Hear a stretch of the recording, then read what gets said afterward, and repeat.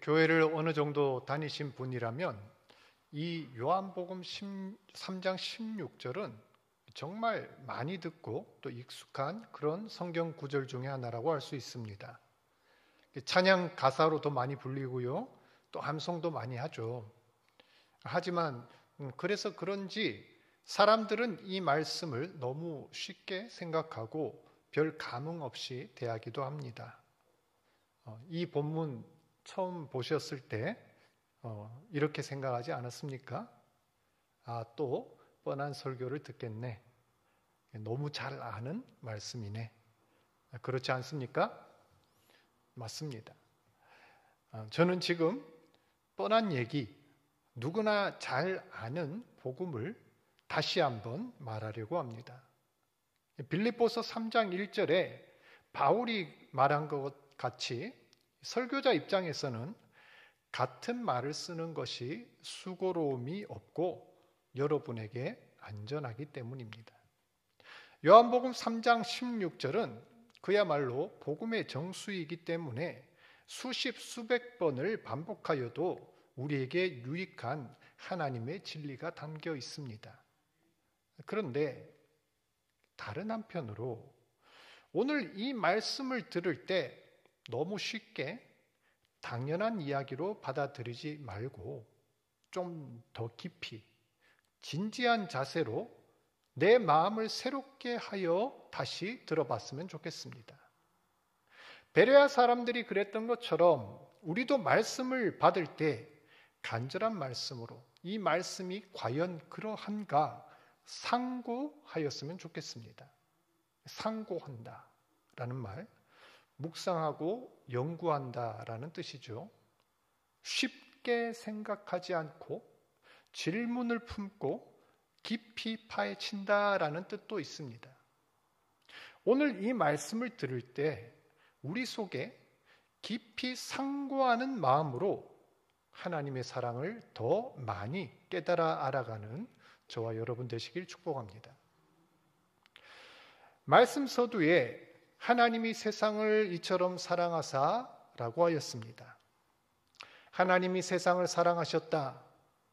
참 당연하게 들리지요. 왜냐하면 하나님은 사랑의 하나님이시니까 이 세상을 지으셨고 돌보셨고 주인이 되시니까. 그런데 어떤 사람들은 이 말을 들으면서 고개를 갸웃거립니다. 하나님이 정말 세상을 사랑하는 게 맞나? 이 세상은 과연 하나님으로부터 사랑받을 가치가 있나? 오히려 하나님께 심판받고 망해야 되는 세상 아닌가? 사람에 따라서는 각각 다른 생각을 할 수도 있습니다. 작년에 일어난 그 이태원 참사 다들 아시죠? 정말 꽃다운 젊은이들이 말도 안 되는 불의의 사고로 많은 목숨을 잃었습니다. 거기에는 심지어 하나님을 믿는 교회 청년들도 있었고 집사님, 권사님 네 자녀들도 있었던 걸로 알고 있습니다. 그야말로 피아를 가리지 않고 부지 중에 일어난 끔찍한 그런 사고이지요. 올해 있었던 튀르키예 시리아 지진 참사는 또 어떻습니까? 하루아침에 무려 5만 명이 넘는 목숨을 잃었습니다. 부상자 12만, 이재민만 200만 이상이 생겼지요. 지금도 수많은 사람이 터전을 잃고 식량과 의약품 부족으로 고통받고 있습니다. 이런 비극이 있을 때마다 인터넷에 꼭 올라오는 댓글들이 있습니다. 어떤 글일까요? 과연 신은 존재하는가? 하나님이 있다면 왜 이런 일들이 세상에 일어나는가? 설령 하나님이 있다고 해도 그 신은 우리를 결코 사랑하는 신은 아닐 것이다. 그저 멀리서 세상을 관조하거나 무관심하게 방관하는 존재일 뿐이다. 이런 댓글들을 종종 봅니다. 저는 이런 사람들, 이런 젊은이들, 주로 젊은이들이 이런 댓글들을 많이 달더라고요. 이들을 대할 때마다 참 가슴이 아픕니다. 그렇다고 이들에게 당신의 주장은 틀렸소, 하나님을 잘못 오해하고 있다오, 이렇게 설명하는 것도 참 그렇습니다. 왜냐하면 제가 몇 번 그런 식으로 시도를 해봤거든요. 근데 결국 논쟁이 되고 싸움이 되더라고요.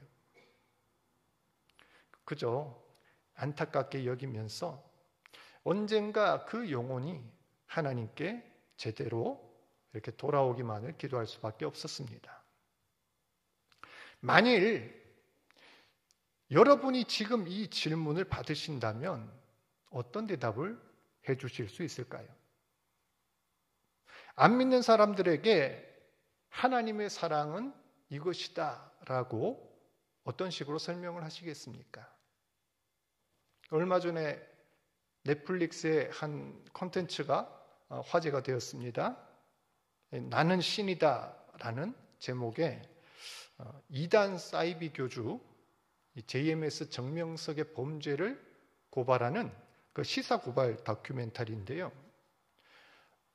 이 프로를 보면 정말로 기가 막히고 화나는 내용이 한두 개가 아닙니다. 어떻게 저런 엉터리 거짓말이 넘어갈까? 저렇게 젊고 똑똑한 친구들이 어째서 사이비 교주 말에 혹해 몸도 마음도 망치고 미래를 홀라당 버려버린 걸까? 이런 의구심이 듭니다. 그러면서 드는 생각이, 저 열심 가지고 저 시간과 노력 들여서 제대로 신앙의 길을 걸었다면, 올바로 말씀 배우고 훈련 받았더라면 정말 하나님 앞에 귀하게 쓰였을 텐데, 분하고 애석한 마음이 들었습니다. 과연 하나님은 세상을 사랑하시는 걸까요?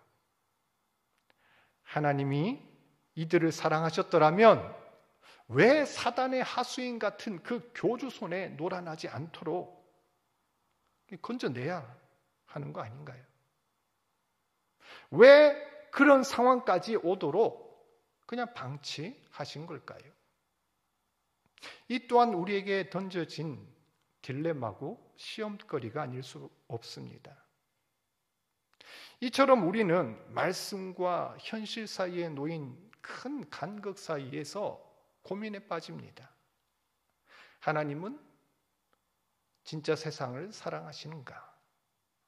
정말 그렇다면 그 세상은 어떤 세상을 말하는 것이며, 하나님의 사랑이 미치는 영역은 어디까지인가? 정말 많은 질문이 생깁니다. 먼저 세상에 대해서 좀 이야기를 하려 합니다. 성경이 말하는 세상, 특별히 요한이 언급한 세상은 일반적인 개념하고는 좀 차이가 있습니다. 세상이라고 했을 때 가장 일반적인 의미는 공간적인 개념이지요. 헬라어 원어로 코스모스라고 하는데, 하나님이 창조하신 피조세계, 우리가 살고 있는 이 우주 공간을 의미합니다. 흔히 성경에서 하나님이 세상을 만드셨다라고 할 때 이 의미지요. 가치 중립적이고 물리적인 공간입니다. 또 다른 쓰임이 있는데, 인류학적이고 역사적인 개념을 가진 세상입니다. 원어로 오이쿠메네라고 하는데, 사람이 거주하는 영역, 사회를 이루고 삶을 영위하는 공동체를 뜻합니다. 이러한 세상 개념은 인간 중심이고 그 속에서 일어나는 모든 관계, 생활하고 밀접한 관계가 있습니다. 마지막으로 영적이고 신학적인 개념의 세상이 있습니다. 여기서 세상은 하나님의 통치를 거부하는 곳, 어둠과 죄, 사망의 권세가 지배하는 타락한 피조 세계를 가리킵니다. 특별히 이 요한복음에서 이런 세상의 개념이 자주 나타나는데, 예를 들면 요한복음 16장 33절 자막을 보시면, 세상에서는 너희가 환난을 당하나 담대하라, 내가 세상을 이기었노라 하였습니다. 여기서 예수님이 말씀하신 세상은 단순 장소 개념이 아니라 죄악이 지배하는 곳, 하나님을 대적하는 세상을 가리킵니다. 요한복음 17장 16절에 내가 세상에 속하지 아니함 같이 그들도 세상에 속하지 아니하였사옵나이다 하였는데, 여기도 동일한 개념입니다. 하나님의 백성들이 속하지 않은 곳, 본받거나 사랑해서는 안 되는 구별된 세상을 말합니다. 그러면 요한복음 3장 16절의 세상은 이 세 가지 중에 어디에 해당되는 걸까요? 단순히 하나님이 창조하신 피조세계, 우주 공간을 가리킵니까? 인간이 거주하는 인류 공동체 또는 사회를 말하는 걸까요? 그것도 아니면 하나님을 상실하고 죄로 타락한 모든 영적 세계까지 포함하는 말일까요? 언뜻 생각하면 첫째 아니면 둘째까지는 하나님이 사랑하시는 게 맞는 것 같은데, 세 번째 개념, 하나님을 거부하고 죄로 물든 세상은 하나님이 사랑하지 않는 것 같다라는 생각도 하게 됩니다. 왜냐하면 하나님은 죄를 미워하시니까. 하나님을 배신하고 떠난 자들, 하나님의 빛을 거부하고 어둠에 있는 자들은 모조리 심판하고 멸망시키는 게 아닐까. 그렇게 본다면 저희가 앞서 말한 그 비극과 부조리도 어느 정도 설명이 되지요. 하나님은 자연계나 인간계 그 자체는 용납하시고 사랑하지만 죄의 세상, 어둠의 세상까지는 사랑하지 않는다는 겁니다. 그렇기에 죄짓고 어둠에 속한 자들은 그냥 비참한 일을 당하도록 내버려 두시고 심판하신다, 이렇게 해석할 수 있겠죠? 맞습니까? 하나님은 제한적으로 세상을 사랑하시고 자기 마음에 드는 일부만 선택해서 사랑하시는 걸까요? 이것이 예수님 당시의 전형적인 유대인들, 유대주의자들의 사고관입니다. 하나님의 백성인 우리는 하나님이 사랑하시고 그렇지 않은 이방인들은 저주받는 백성이다, 이렇게 분리해서 생각을 했죠. 그렇지가 않습니다. 요한복음 3장 16절의 세상은 하나님이 만드신 피조 세계로서의 세상일 뿐 아니라 모든 인류, 심지어는 죄로 물들어 타락한 자들, 하나님을 상실하여 어둠에 덮인 모든 세상을 가리킵니다. 어떻게 그 사실을 알 수 있을까요? 16절을 자세히 한번 보십시오. 하나님이 세상을 사랑하사 독생자 예수 그리스도를 보냈다 하였습니다. 그리하여 세상이 무엇을 얻게 됩니까? 16절 하반절에 그를 믿는 자 무엇을 얻는다고요? 멸망을 얻지 않고 뭘 얻는다고 되어 있죠? 영생을 얻게 되리라. 17절 하반절에는 그로 말미암아 세상이 무엇을 얻는다고 했습니까? 구원을 얻는다 하였습니다. 즉 하나님의 사랑의 결과로 세상에 영생과 구원이 오게 되었다, 이 말이지요. 그럼 반대로 세상에 하나님의 사랑이 없었다면, 하나님이 세상을 사랑하지 않았다면 어땠을까요? 간단합니다. 16절, 17절에서 하나님의 사랑과 관계된 단어를 싹 빼보십시오. 하나님의 사랑, 그리스도, 영생, 구원 다 빼고 나면은 그렇죠. 무슨 말이 남죠? 멸망과 심판이 남습니다. 하나님의 사랑이 빠진 세상은 멸망과 심판밖에 남지 않더란 말입니다. 그러므로 요한복음 3장 16절에 나오는 세상은 가치 중립적인 공간도 아니요, 하나님이 택한 사람들만 해당되는 그런 선택된 공동체도 아니요, 죄로 인해 심판받고 멸망당할 운명의 세상 전체라는 결론에 이르게 됩니다. 따라서 하나님의 사랑은 세상의 모든 죄를 덮으며 온 세상에 미치고 있다는 것을 이 구절을 통해 우리는 알게 됩니다. 그런데 여전히 우리는 그 앞의 질문을 해결하지 못하고 있습니다.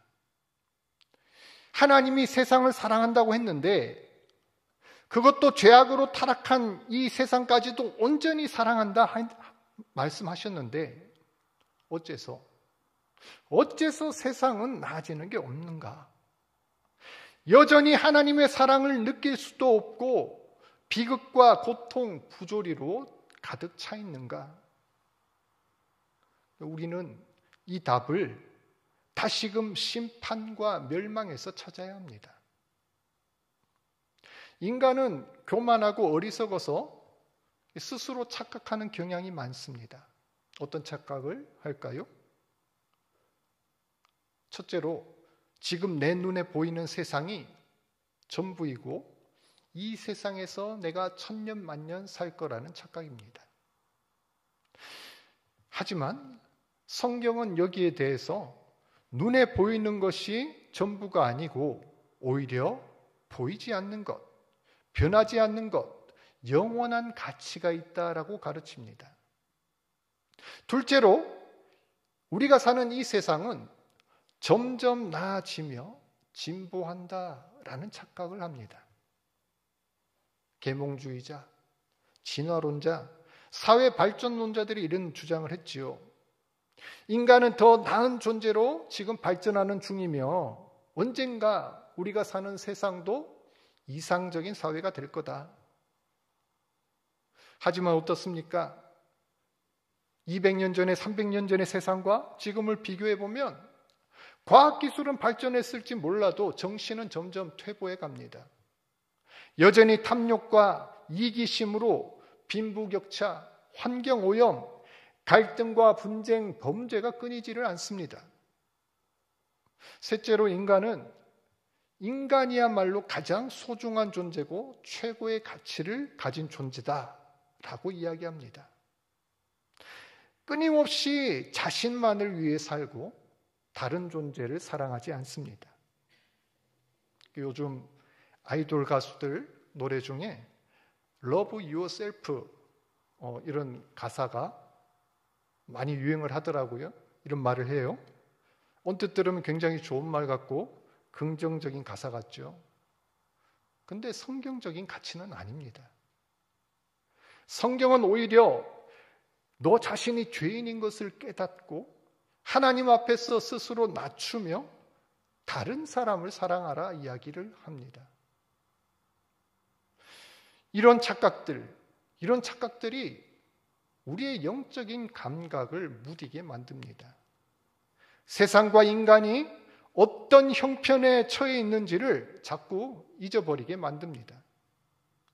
요한복음 3장 16절을 들을 때 여러분은 어떤 마음이 드십니까? 하나님의 구원이 절실하게 와 닿습니까? 독생자를 주셔서 영생을 주시겠다는 이 말씀이 정말 기쁘게 느껴지십니까?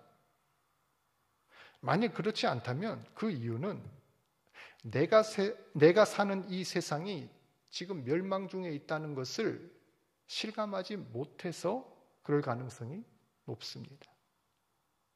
여전히 세상은 잘 굴러가는 것 같고 나는 그 속에서 천년 만년 잘 살 것처럼 착각하기 때문입니다. 우리는 요한복음 3장 16절을 너무나 쉽게 받아들입니다. 그 어떤 놀라움이나 절실함, 감탄도 없습니다. 왜요? 결론부터 받아들이니까 그렇습니다. 하나님이 세상을 사랑하신대, 하나님이 영생을 주신대, 하나님이 우리를 구원하신대, 이 사실이 감사하고 기쁜 일이긴 한데 너무 쉽게 당연하게 받아서는 안 되는 말씀입니다. 실상은 어떻습니까? 세상은 지금 멸망 가운데 있습니다. 사람들 역시 멸망의 저주 아래에 놓여 있습니다. 하나님으로부터 단절되어서 하나님과 전혀 관계없는 것처럼 외인처럼 살아가고 있고, 심지어 믿음을 배신하며 하나님과 원수로 살아가는 자들도 많습니다. 사회는 죄로 물들어가고 있으며 소돔과 고모라처럼 하나님을 두려워하지 않습니다. 이런 세상을 보면서 여러분은 위기의식을 느낀 적이 있습니까? 우리 앞에 놓여진 그 심판과 멸망에 대하여 얼마나 민감하게 반응을 하고 계십니까? 요한복음 3장 16절에 이 사랑과 은혜를 깨닫기 이전에 우리는 심판과 멸망 앞에 놓여 있는 세상을 바라보아야 합니다. 그리스도의 사랑을 통하지 않으면 어떤 방법으로도 구원받을 수 없는 그 냉엄한 현실을 직시해야 합니다. 누가복음 13장 1절에서 5절에 이런 내용의 이야기가 나옵니다. 어떤 사람 둘이 예수님 앞에 나옵니다. 그리고 당시 총독 빌라도가 유대의 독립운동을 하던 갈릴리 사람들을 학살을 하고 그 피를 자기 신에게 제물에 그 피를 섞어서 제사를 드린 일이 있었습니다. 피를 신성시하는 유대인들에게 이거는 정말 참을 수 없는 모욕이자 신성모독이지요. 그래서 예수님한테 일러 바친 겁니다. 그들은 기대를 했겠죠. 아니, 이런 나쁨? 이러면서 예수님도 함께 분개하고 이 빌라도를 욕해 주기를 아마 기대했을지 모르겠습니다. 근데 예수님은 전혀 엉뚱한 대답을 하십니다. 2절과 3절, 이 갈릴리 사람들이 이같이 해받음으로 다른 모든 갈릴리 사람보다 죄가 더 있는 줄 아느냐? 너희에게 이르노니 아니라 너희도 만일 회개하지 아니하면 다 이와 같이 망하리라. 또 이어서 말씀을 하시는데, 당시 예루살렘 주변에 실로암 망대가 있었습니다. 근데 이 망대를 부실 공사를 했는지 아니면 너무 오래돼서 낡아서 그랬는지 요게 무너지면서 그 밑에 18사람이 깔려 죽는 그런 참사가 벌어졌습니다. 정말 마른 하늘의 날벼락이죠. 불의의 사고였습니다.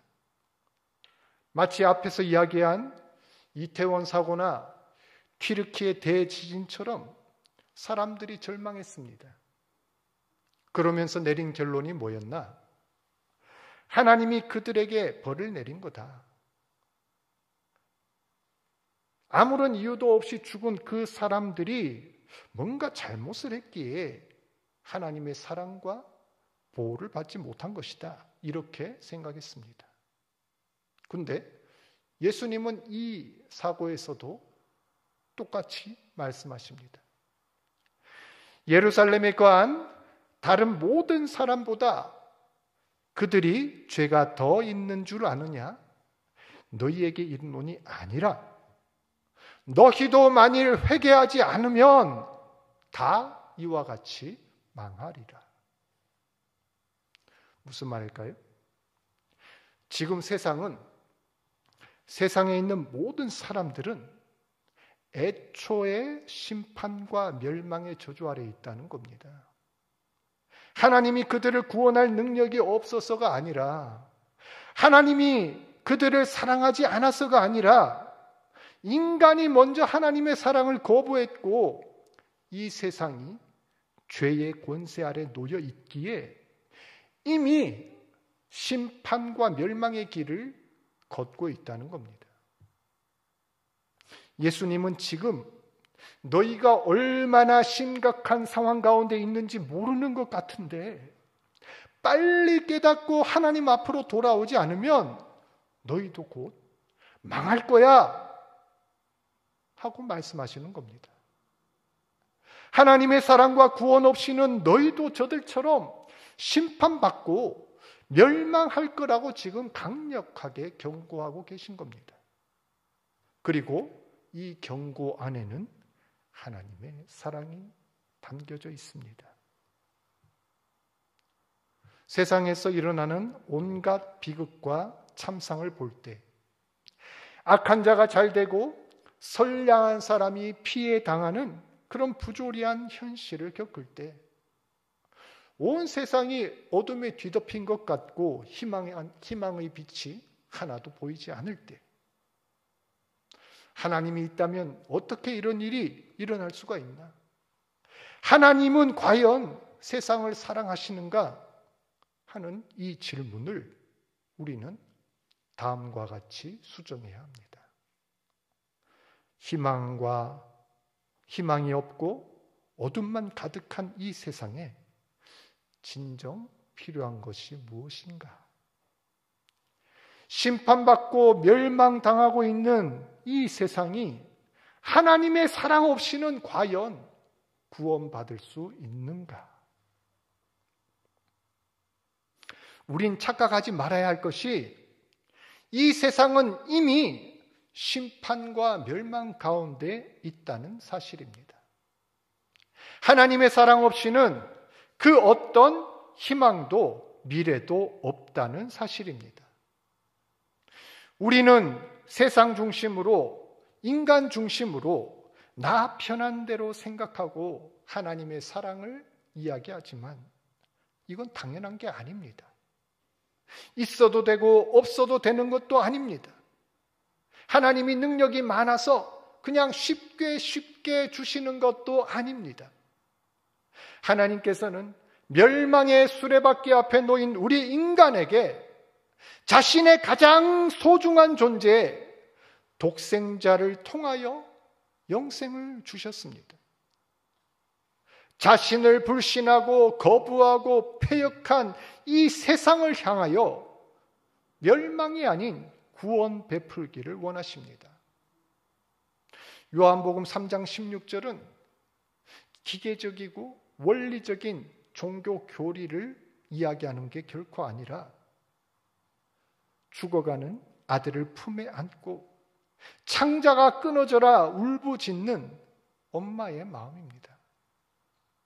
무너진 건물 더미에 깔려서 죽어가는 딸의 손을 놓지 못해 부여잡고 있는 아버지의 심정입니다. 하나님은 세상을 사랑하시되 이처럼 사랑하십니다. 지금 죽어가고 멸망해 가는 그 모습을 보다 못해 스스로 세상에 오셔서 자기 생명을 내어주신 분입니다. 하나님이 어디 있냐? 하나님이 우리를 사랑하느냐? 이런 말 하지 마십시오. 하나님은 심판받고 멸망당할 세상에 오셔서 가장 비참하게 고통당하며 자기 생명까지 우리에게 꺼내 주셨습니다. 이것이 하나님의 마음이고 사랑입니다. 인간은 하나님을 배신하고 세상은 하나님을 거부해도 하나님은 여전히 사랑하시고 구원의 손을 내미십니다. 요한복음 3장 18절 그를 믿는 자는 심판을 받지 아니하는 것이요 믿지 아니하는 자는 하나님의 독생자의 이름을 믿지 아니하므로 벌써 심판을 받은 것이니라. 아멘. 하나님의 사랑은 예수님의 구원은 우리에게 이미 주어졌습니다. 그 손을 잡냐 잡지 않느냐는 우리에게 달린 것입니다. 하나님의 사랑을 믿지 않고 예수님을 거부하는 자는 다가올 미래에 심판받고 멸망당하는 것이 아니라 벌써 심판을 받은 것이다 라고 말씀하고 있습니다. 성도 여러분, 하나님을 믿으시길 바랍니다. 심판과 멸망 가운데 있는 세상에서 유일하게 우리가 붙들 소망과 살 길은 오직 하나님의 사랑뿐입니다. 그리고 그 사랑은 아들 예수를 통해 우리 앞에 나타났으며 오직 그를 믿는 자 영생을 주시겠다 약속하셨습니다. 이 하나님의 놀라운 사랑을 신뢰하며 기쁜 복음의 소식을 굳게 붙드는 저와 여러분 되셨으면 좋겠습니다.